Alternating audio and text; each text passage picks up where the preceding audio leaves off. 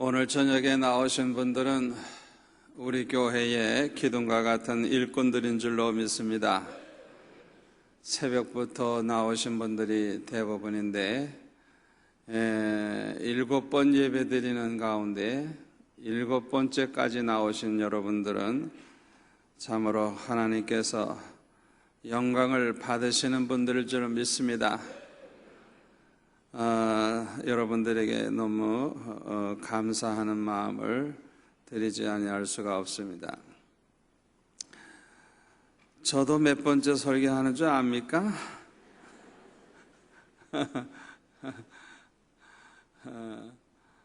참 대단히 기적이라고 할 수가 있습니다. 젊은 목사님이 담임 목사님 대신해서 한번 4번 설교했다가 입이 돌아갔답니다. 그래가지고 2달을 입원을 해가지고 그렇게 이제 치료를 받았다고 그러는데 그렇게 힘드는 거예요, 사실은. 그래서 제가 매주일날 5번씩 설교한다고 하는 것 자체는 참 하나님의 은혜요 기적입니다. 기독교의 시작은 11명의 예수님의 제자로부터 시작이 되었다고 볼 수가 있습니다. 가룟 유다는 이제 자살해 죽었고 11명의 제자가 남았는데 그 사람들을 통해서 기독교가 시작이 되었다고 볼 수가 있습니다. 그런데 예수님께서 십자가에 못 박혀 돌아가실 때 이들은 모두 다 도망을 가서 숨어 있었습니다. 부활하신 주님이 찾아오셔서 그들을 만나신 후에도 역시 그들은 숨어 지내는 아주 나약한 그런 제자였습니다. 그러나 오순절날 성령의 충만한 은혜를 받음으로 부흥이 되기 시작을 했습니다. 이때 성령의 은혜를 받은 사람들은 사도행전 1장 13절 14절에 보면은 마가의 다락방에 모여서 오로지 기도에 힘쓴 그런 사람들이었습니다.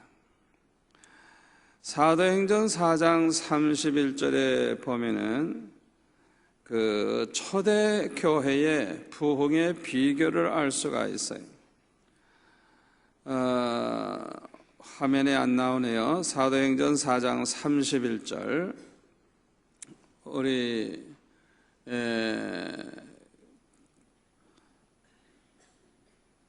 41절에 우리 한번 같이 읽을까요?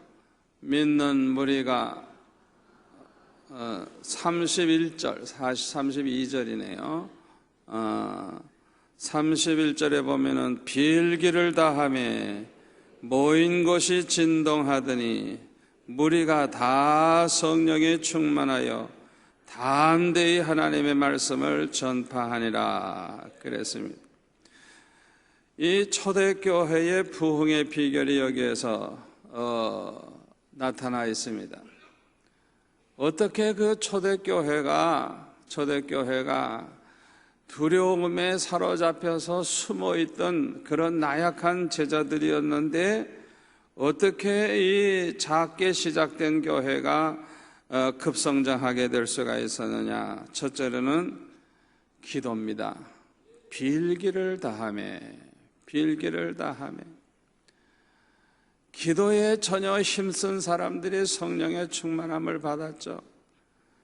이 기도하는 사람들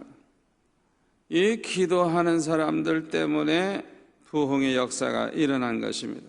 빌기를 다하며 모인 것이 진동하더니 무리가 다 성령에 충만하여, 두 번째로는 성령이 충만했기 때문에 교회가 부흥이 된 거예요. 교회 부흥은 성령이 하시는 것입니다. 아멘. 제가 목회를 해보니까요, 사람이 목회하는 거 아니에요. 이 목회는 성령이 하시는 거예요. 성령께서 역사하시면 사람들을 얼마든지 몰아올 수가 있어요. 성령이 역사하면 놀라운 변화가 일어납니다. 기적이 일어납니다. 이 성령이 충만했던 것이 초대교회 부흥의 비결이에요. 세 번째 비결은 담대히 하나님의 말씀을 전파했다 그랬어요. 목숨을 걸고 전도하는 그런 전도자들이 있었기 때문에 이 초대교회가 부흥이 된 것입니다. 그래서 그 다음 32절부터 35절까지 보면은 우리 한번 같이 읽겠습니다.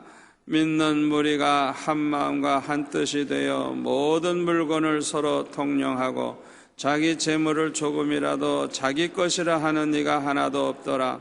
사도들이 큰 권능으로 주 예수의 부활을 증언하니 무리가 큰 은혜를 받아 그 중에 가난한 사람이 없으니 이는 밭과 집 있는 자는 팔아 그 판 것의 값을 가져다가 사도들의 발 아래 두매 그들이 각 사람의 필요를 따라 나누어 줌이라. 아멘.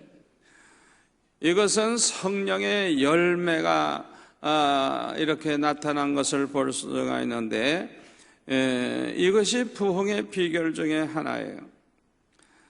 이 성령으로 말미암아 어떤 역사가 일어났느냐, 32절에 보면 하나 되는 역사가 일어났어요. 하나 되는 역사. 믿는 무리가 한 마음과 한 뜻이 되어 한 마음과 한 뜻이 되었다. 이 하나 되는 것이 얼마나 중요한지 몰라요. 에베소서 4장 3절에 보면은 평안에 매는 줄로 성령이 하나 되게 하신 것을 힘써 지키라 그랬어요. 성령이 하나 되게 하십니다. 성령은 하나 되게 하세요. 원수 마귀는 하나 되는 것을 싫어해요. 어떻게 해서든지 분쟁이 일어나고 분란이 일어나고 갈라지고 쪼개지고 이래가지고 마음이 흐트러지도록 만드는 그렇게 해서 부흥을 가로막습니다. 여러분들이 그걸 알아야 돼요. 우리는 성령의 열매가 나타나야 되는데 내 안에 성령의 열매가 어떻게 나타나느냐, 하나 되게 만드는 것입니다. 성령이 하시는 일을 내가 하는 것입니다. 아멘. 이 하나 되는 역사가 일어났어. 그 다음에 두 번째로는 32절에 보니까 나눔의 역사가 일어났어요. 나눔의 역사. 모든 물건을 서로 통용하고 자기의 재물을 조금이라도 자기 것이라 하는 이가 하나도 없더라. 모든 물건을 다 함께 쓰는 거예요. 뭐 네 것 내 것 없이 다 필요한 대로 같이 쓰는 거예요. 34절에 보면 그 중에 가난한 사람이 없으니 이는 밭과 집 있는 자는 팔아 그 판 것의 값을 가져다가 사도들의 발 앞에 두매 그들이 각 사람의 필요를 따라 나누어 줌이라. 얼마나 아름다운 모습입니까? 그러니까 이들은 네 것 내 것이 없는 거예요. 좀 있는 사람은 가지고 와서 사도들 앞에, 하나님의 종들 앞에 갖다 바치면 그것을 각 사람의 필요를 따라 나누어 주기 때문에 가난한 사람이 하나도 없었다는 거예요. 먹을 것이 없어서 걱정할 사람이 없었다는 거예요. 이 나눔의 역사가 일어나는 곳에는 천국이 이루어집니다. 아멘. 여러분, 이 부부지간에도 이렇게 서로 믿고 모든 것을 다 맡기고 네 것 내 것 없이 쓰는 그 부부가 행복한 부부가 돼요. 그런데 그렇지 못한 부부들이 많이 있는 것 같아요. 어떤 남자들은 그냥 돈을 항상 움켜쥐고 여자가 콩나물 산다 하면 얼마치? 하고 그러고 주고 뭐 사러 간다 그러면 얼마치? 하고 이렇게 째째한 남자들. 그래가지고 평생 움켜쥐고 있어요. 부부 사이에. 못 믿는 거예요. 사랑한다고 하면 목숨까지 내줄 수 있어야 되는데, 그 돈 몇 푼이 그냥 뭔지 그냥 그걸 가지고 평생 발발 떠는 사람이 있어요. 그런 사람이 있으면 어디 손 들어봐요.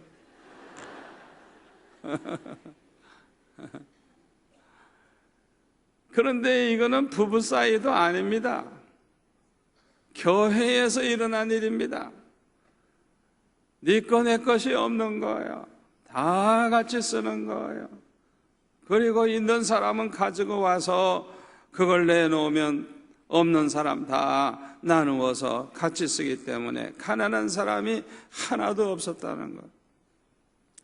사도행전 2장 44절에도 보면 그런 말이 나오죠. 믿는 사람이 다 함께 있어 모든 물건을 서로 통용하고 또 재산과 소유를 팔아 각 사람의 필요를 따라 나눠주며. 이게 천국입니다. 천국. 예? 얼마나 아름다운 모습입니까? 이것은 성령의 열매로 나타나는 거예요. 이런 곳에 부흥의 역사가 일어날 줄로 믿습니다.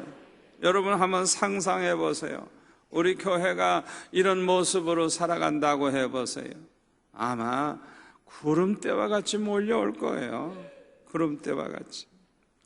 세 번째로는 말씀의 은혜가 넘쳤습니다.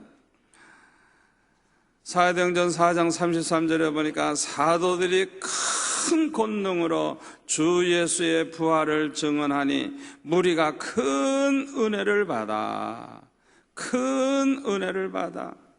은혜를 충만하게 받았다는 거예요. 말씀의 은혜가 충만했다는 거예요.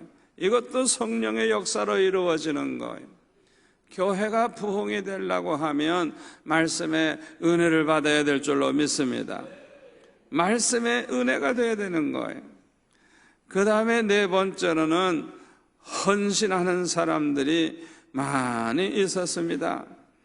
34절에 보면은 자기 밭을 내놓는 사람, 또 집 있는 자는 그걸 팔아가지고 그 판값을 갖다가 바치는 사람. 이야, 이거 보통 헌신자가 아니에요. 자기 밭을 팔아서 바치고 집을 팔아서 바치고, 이게 보통 헌신입니까? 보통 헌신이 아니에요.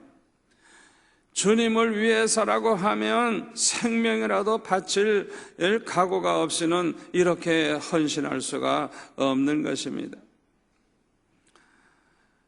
이렇게 열매가 놀랍게 나타난 것입니다. 이 초대교회의 부흥의 비결 중에 네 번째 비결, 첫째는 빌기를 다함에 기도가 살아있었고 기도 운동이 일어났었고 기도의 능력이 있었기 때문이고, 두 번째로는 성령 충만했기 때문이고, 세 번째로는 담대히 복음을 전파했기 때문인데, 네 번째 부흥의 비결 중에 네 번째는 훌륭한 지도자를 세웠기 때문입니다. 사도행전 6장에 보면은 성령과 지혜가 충만하여 칭찬받는 사람들을 지도자로 세웠어요. 이 지도자가 얼마나 중요한지 몰라요. 거기 5절에 보면 믿음과 성령이 충만한 사람, 이런 사람들을 교회에서 일꾼으로 세웠더니 7절에 하나님의 말씀이 점점 왕성하여 예루살렘에 있는 제자의 수가 더 심히 많아지고 허다한 제사장의 무리도 이도에 복종하니라 그랬어요. 이 교회가 어떤 일꾼을 세우느냐가 참 중요합니다. 우리 수영로 교회가 오늘날까지 부흥된 것 가운데 하나는 훌륭한 장로님들이 계시기 때문에 그래요. 아멘. 훌륭한 장로님들이 계시고, 훌륭한 우리 안수집사님들, 훌륭한 우리 권사님들, 훌륭한 지사님들이 많기 때문에 이렇게 교회가 부흥이 될 수 있는 것입니다. 어떤 사람을 세웠어요? 첫째로는 성령 충만한 사람, 그 다음에 믿음이 충만한 사람, 지혜가 충만한 사람, 그 다음에 칭찬 듣는 사람. 이 칭찬 듣는 사람이라고 하는 것은 아주 인격적으로 존경받는 사람들을 가리키는 거예요. 남에게서 욕먹는 사람 아니에요. 여러분들이 항상 조심해야 될 거 있습니다. 우리가 누구와 부딪히고 싸우고 욕을 먹게 되는데 화를 내면서 못된 인간이라고 막 공격할 수 있죠. 여러분, 언제나 책임은 다 양쪽에 있다는 걸 알아야 돼요. 부딪혔다는 것 자체가 벌써 문제가 있는 거예요. 이렇게 부딪히면 소리가 나잖아요. 부딪히면. 안 부딪히면 소리가 날 리가 없잖아요. 안 부딪히면. 이렇게 마주칠 때 소리가 나는 거예요. 그러니까 서로 싸웠다든지 서로 욕을 한다든지 비방을 한다든지 하면은 이거는 분명히 둘 다 문제가 있는 거예요. 훌륭한 성령 충만한 일꾼은 절대로 부딪히지 않아요. 부딪힐 일이 있으면 그 사람을 위해서 특별히 기도합니다. 아멘. 특별히 그 사람을 위해 기도하는 거예요. 그 사람 때문에 부딪히게 된다고 하면 부딪히질 않고 오히려 그를 위해 기도하고 그를 위해서 축복하고 그에게 성령이 임하시도록 기도하고 그렇게 사랑으로 그렇게 나아감으로써 부딪히지를 않는 거예요. 그러니까 그런 사람들은 인격적으로 누구와도 부딪히를 않으니까 존경을 받을 수밖에 없어요. 칭찬을 들을 수밖에 없는 거예요. 이런 사람들이 교회의 일꾼이 되고 지도자가 되면 교회가 크게 부흥될 줄로 믿습니다. 그런데 사도행전 2장 46절에 보면 이런 말씀이 있어요. 46절 같이 읽을까요? 날마다 마음을 같이하여 성전에 모이기를 힘쓰고 집에서 떡을 떼며 기쁨과 순전한 마음으로 음식을 먹고 하나님을 찬미하며 온 백성에게 칭송을 받으니 주께서 구원받는 사람을 날마다 더하게 하시니라. 아멘. 그래서 여기 초대교회 성도들의 신앙생활의 특징을 보여주고 있습니다. 이 초대교회가 왜 그렇게 부흥이 됐느냐? 첫째로는 성전에 모이기를 힘썼다는 거예요. 성전에 모이기를 힘쓰는 것. 잘 모이는 교회가 부흥이 됩니다. 아멘. 숯불도 이렇게 모아놓으면 그 숯불이 활활 타올라요. 그러나 그 시뻘건 숯불도 흐트러 놓으면 시커매지고 얼마 후에는 다 꺼지는 걸 볼 수가 있어요. 이 교회의 이 부흥의 비결 중에 하나가 뭐냐 하면 잘 모이는 거예요. 사랑반도 잘 모이는 거예요. 잘 모이는 교회가 부흥됩니다. 아멘. 성전에 모이기를 힘썼대요. 성전에 모이기를. 또 하나는 뭡니까? 집에서 떡을 떼며 기쁨과 순전한 마음으로 음식을 먹고 하나님을 찬미하며 온 백성에게 칭송을 받았다. 그랬어요. 집에서 떡을 떼며 그랬어요. 그 당시에는 지금과 같은 이런 큰 성전이 없었습니다. 그래서 우리 예수님도 몇만 명이 모였을 때 그들에게 말씀을 전할 때 들판이나 바닷가에 사람들이 모였어요. 그러니까 육성으로 말씀을 하셨습니다. 참 놀라운 일이죠. 그 많은 사람들에게 어떻게 그렇게 말씀을 전하실 수 있었는지 몰라요. 이 초대교회도 마찬가지입니다. 몇천 명, 몇만 명 모였다 하면 들판에서 모인 거예요. 바닷가에서 모인 거예요. 베드로의 설교를 듣고 회개하고 세례를 받은 사람이 3,000명이나 되었다고 했으니까 성도들의 수가 얼마나 많았는지 우리가 상상할 수가 있어요. 사도행전 4장 4절에 보면 남자의 수가 약 5,000이나 되더라 그랬어요. 여자 빼고 애들 빼고 남자들 수, 이 남자들 숫자만 해서 5,000명. 그러면 지금도 우리 교회도 보면 남자보다 여자가 더 많은데 옛날에도 물론 그랬을 거예요. 아이들까지 한다고 하면 이 약 5,000이라고 하면 15,000명이나 2만 모였다고 봐도 되는 거예요. 또 사도행전 6장 7절에 보면 제자의 수가 더 심히 많아지고, 이거는 아예 숫자를 말을 할 수가 없는 거예요. 숫자를 헤아릴 수가 없는 거예요. 아주 대부흥의 역사가 일어났다는 것을 알 수가 있습니다. 이렇게 많은 사람들이 정기적으로 한 장소에 모여서 우리처럼 이렇게 예배를 드리지 못했을 것입니다. 그러면 어떻게 했을까요? 우리의 사랑방처럼 소그룹이 가정에 모여서 예배를 드리고 교제하며 서로 돕고 서로 격려했을 것입니다. 다시 말하면 작은 교회가 많이 있었던 거예요. 작은 교회, 몇 가정이 모이는 그 작은 교회가 많이 있었던 것입니다. 이들이 스데반이 순교한 후에 일어난 큰 환난을 피해서 흩어졌을 때에도 행동을 함께 했을 것입니다. 그러니까 장소만 이동되었을 뿐이지 이 작은 교회는 그대로 계속 유지되었던 것입니다.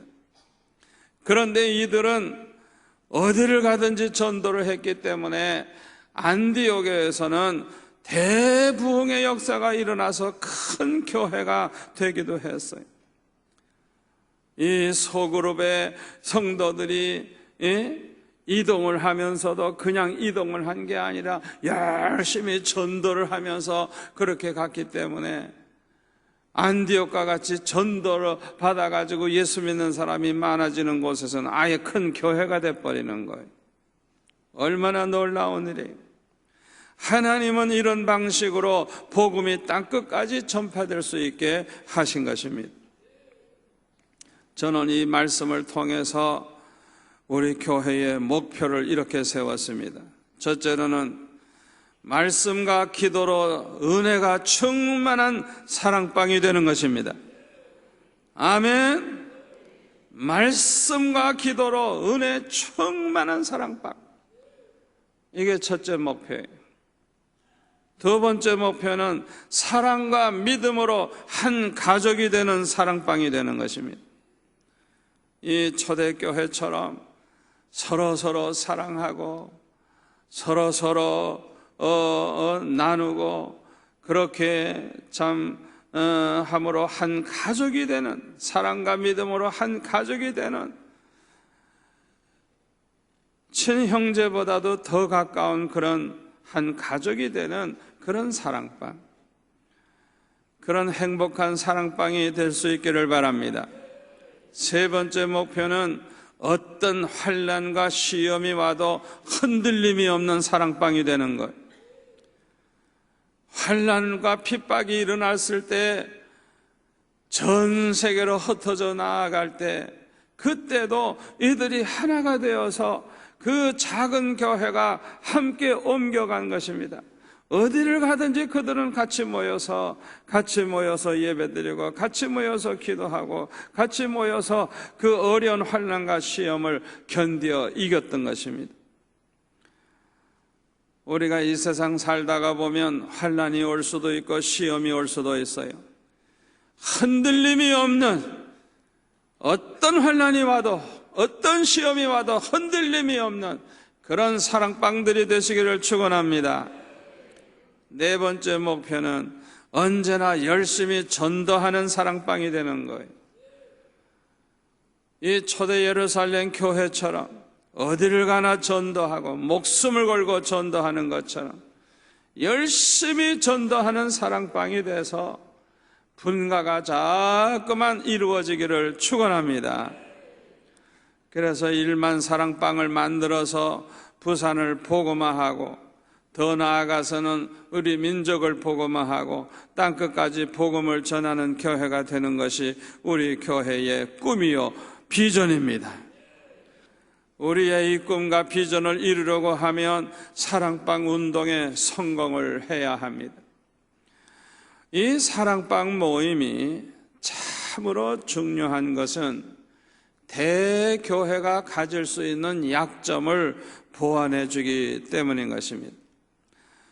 조그만 교회는 누가 새로 나오면 금방 알아요. 모두가 알아요. 그래서 많은 사람들이 금방 알고 아이고 오늘 새로 오셨군요 하고 인사하는 사람도 많고 그러다가 보면 금방 정이 들 수가 있어요. 그러나 우리 교회처럼 이렇게 몇만 명씩 모이는 교회는 뭐 한두 사람 뭐 새로 나왔건 말건 아는 사람이 없어요. 전혀 반응이 없어요. 그래서 어떤 약점이 있느냐? 대교회에서는 이 군중 속에서 고독을 느끼는 사람이 많아요. 들어오고 나아갈 때 많은 사람들이 몰려다니는데 아는 사람 아무도 없는 거예요. 자기 혼자예요. 외로워요. 그런 사람이 많이 있는 거예요. 이게 아주 대교회의 약점이에요. 그런데 그런 사람들이 다 사랑방을 이제 모임을 가지고 있다고 하면 그런 고독을 느끼질 않아요. 왜? 자기 가족이 있으니까. 또 대교의 약점 중에 하나가 뭐냐? 형식적인 신앙생활을 하는 사람이 너무나도 많아요. 대교회 구경 삼아서 나가기도 하고 작은 교회 가면 인사하는 사람도 많고 다가오는 사람도 많으니까 귀찮아서 아이고 편하게 예수 믿겠다 그냥 형식적으로 교회 그저 왔다 갔다 하는 사람들이 대교회 들어와서 딱 묻혀버리면 아무도 인사하는 사람도 없고 그러니까 편하다 생각을 하고 형식적으로 신앙생활하는 사람들이 대교회 안에는 참 많아요. 이게 대교회의 약점 중에 하나예요. 그러나 이 사람들이 다 사랑방에 들어가게 된다고 하면 이 문제를 해결할 수가 있는 거예요. 이 사랑방을 통해서 은혜를 받아가지고 변화되는 사람들이 얼마나 많은지 몰라요. 그냥 건성으로 교회 다닐 때는 몇 년을 다녀도 별로 재미도 없고 은혜도 안 되고 그냥 뭐 교회 다니던 사람이 사랑방을 통해서 말씀을 나누고 은혜 받은 간증을 나누고 이러는 동안에 같이 울고 같이 웃고 그러는 동안에 자기도 간증을 하기 시작을 하고 그래가지고 아주 그냥 형식적인 신자가 진짜 신자가 되는 거예요. 은혜 받은 신자가 되는 거예요. 아주 진지하게 신앙생활을 하는 그런 사람으로 변화되는 거예요. 이 소그룹을 통해서 그렇게 변화되는 사람들이 얼마나 많은지 몰라요. 그러니까 이 사랑방 모임이 얼마나 중요한지 모르는 거예요. 이 형식적인 신자들, 이 신자들을 변화시키는 데 있어서는 이 사랑방이 얼마나 중요한지 몰라요. 그리고 우는 사자처럼 산길차를 찾고 있는 이 마귀의 밥이 되기 쉬운 사람들이 이 대교회 안에는 많이 있습니다.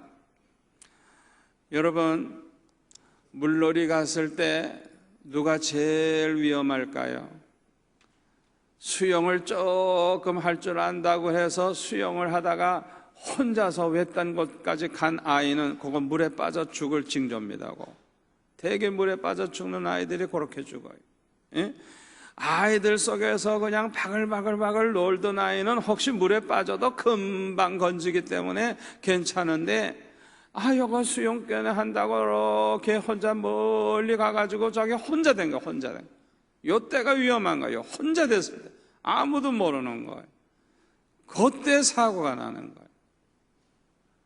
영적으로도 마찬가지예요. 이렇게 대교회 안에서 혼자 된 사람, 믿음의 친구가 전혀 없는 사람, 이런 사람이야말로 우는 사자처럼 산길자를 찾고 있는 마귀의 밥이 되기 너무나도 쉬운 사람이에요. 그렇기 때문에 절대로 혼자 두어서는 안 되는 것입니다. 한 사람도 빠짐없이 우리 교회에 나오는 모든 분들을 사랑방에 또 다 들어오도록 만들어야 되는 것입니다. 아멘. 절대로 혼자 되게 하지 않아야 되는 거예요. 그렇기 때문에 이 사명을 가지고 성도들 하나하나를 사랑방에 들어오게 만드는 그 사랑방 목자, 마을 목자들의 그 수고가 얼마나 중요한지 몰라요. 우리 교회가 앞으로 50만 명 교회가 되기를 원하는데 이 목표를 이루려고 하면 1만 사랑방이 이루어져야 돼요. 우리 교회가 지금도 성도들이 많기 때문에 교역자들이 한 100여 명 되고 이제 20교구가 40교구가 되려고 하면 여전도사님들이 한 20명 늘어나게 됩니다. 그래도 힘드는 거예요. 제가 이렇게 지방에 집회하러 가서 보면 한 500명 모이는 교회도 교역자가 한 10명씩 됩니다. 1000명 모이는 교회라 그러면 교역자가 뭐 15명 많으면 20명씩 됩니다. 목사, 부목사, 전도사, 여전도사, 교역전도사 등등 해가지고 그런 숫자가 이제 그 교회를 지탱해 나가요. 그런데 우리 교회 교구는 세대수가 500세대, 600세대, 많은 데는 700세대가 되니까 천수백 명이나 되는 거예요. 그렇다고 하면 대교회입니다. 교구 하나가 대교회예요. 그러면 그런 교구 하나 움직이려고 하면 한 20명의 교역자들이 있어야만 되는 거예요. 그런데 우리는 어떻게 하고 있어요? 목사님 한 분하고 여전도사님 한 분이 그 많은 숫자를 돌보려고 하니까 얼마나 피곤하겠어요? 얼마나 힘들겠어요? 여러분, 교역자가 혼자서 아무리 잘나고 아무리 똑똑하고 아무리 힘이 있어도요, 혼자서 200명 감당하기 힘듭니다. 그런데 생각해 보세요. 우리는 목사님과 여전도사님 두 분이 그 많은 숫자를 책임을 지고 있으니 얼마나 힘들겠어요. 그렇기 때문에 해결책은 다른 데 있는 게 아니에요.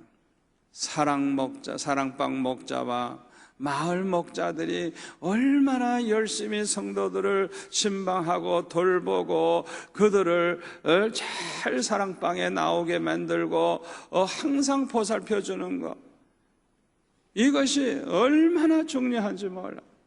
그러니까 앞으로 사랑방 목자와 마을 목자가 계속해서 생겨나야 되는 거예요.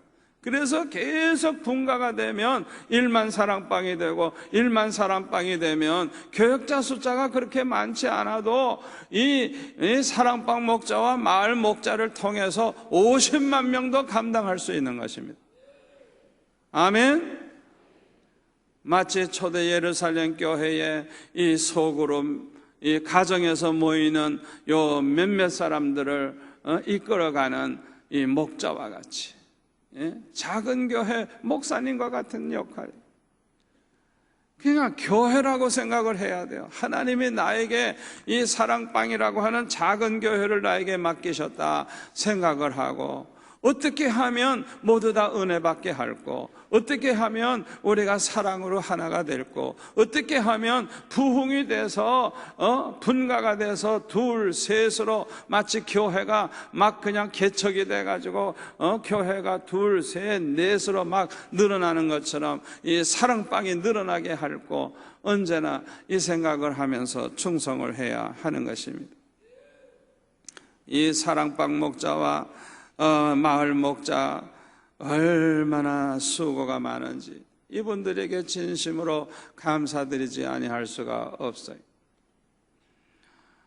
앞으로 훌륭한 목자들이 다 되시기를 바랍니다. 여러분들 하나하나가 다 훌륭한 목자가 되어야 돼요. 여러분, 교회의 훌륭한 지도자가 되려고 하면 이 사랑방 목자로서 우선 성공을 해야 돼요. 여전도사님을 뽑으려고 하는데도요, 첫째로 보는 게 뭐냐?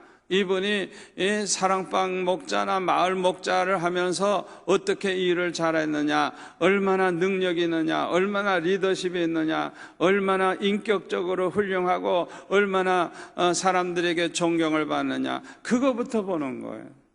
거기에 합격을 안 하고 뭐 부딪히기 잘하고 말 많고 뭐 어쩌고 저쩌고 이러면은 그런 사람은 이거는 불합격이에요.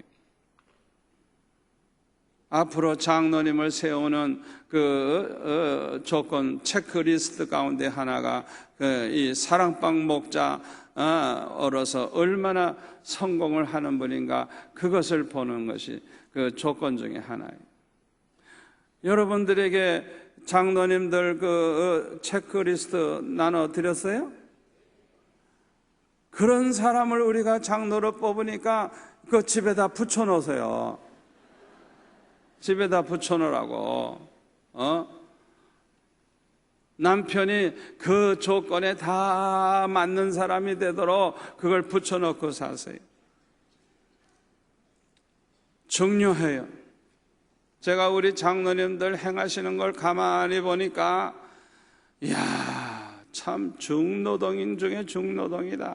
저렇게까지 수고하시려고 하면 얼마나 시간을 많이 투자하고 얼마나 바쁘신데, 얼마나 피곤하신데, 주일날마다 모여서 기도해야지, 1:1 양육해야지, 뭐 봉사해야지, 뭐 헌금도 그냥 본의 되게 해야지, 뭐 출석도 그냥 열심히 해야지, 뭐 새벽 예배에 나와야지, 철학기도 나와야지. 제가 가만히 보니까 우리 장로님들 고생 꽤나 해요. 얼마나 고생 꽤나 하는지 몰라요.